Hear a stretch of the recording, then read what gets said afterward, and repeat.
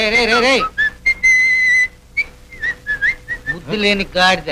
ఇంట్లో నౌకర్లు ఉన్నారు కదరా, నువ్వు చేస్తున్నావు రే పని. ఏంటి ఫాదర్ పొద్దున్న నచ్చ? నేనేమన్నా బ్లాక్ మార్కెటింగ్ చేశానా? కల్తీ సారామేనా?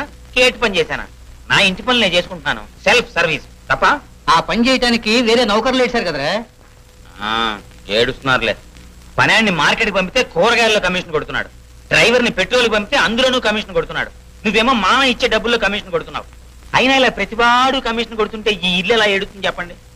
అందుకని ఈ ఇంటిని ఉద్ధరించడానికి ఈ పనులన్నీ నేనే ఏడుస్తున్నాను. నువ్వు నా కడుపున పుట్టినందుకు ముందు నేను ఏడవాలి. ఆ మిగిలిన డబ్బులు ఇచ్చి. అవును ఫాదరు, నువ్వు టిప్పు సుల్తాన్కి ఏమన్నా వారసుడుగా? పోనీలేరా, టిప్పు సుల్తాన్ అంటే సామాన్యుడా? కనీసం చరిత్రలోనైనా నా పేరు ఎక్కించావు.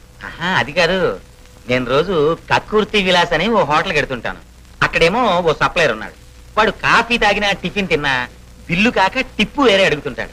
వాడి పేరేమో సుల్తాను. టిప్పు అడుగుతుంటాడు కదా అని టిప్పు సుల్తాను అని పేరు పెట్టాను. అంటే నేను సర్వర్నా? ఏమో నువ్వే ఆలోచించుకో, ఎవడో తెలుసు.